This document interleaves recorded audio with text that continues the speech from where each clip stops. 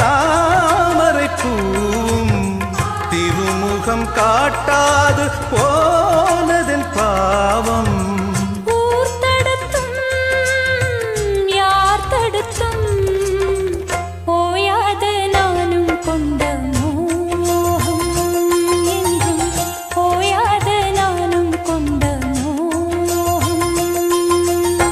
செம்மீனே செம்மீனே உங்கிட்ட சொன்னேனே செவ்வந்தி பெண்ணுக்கு சிங்கா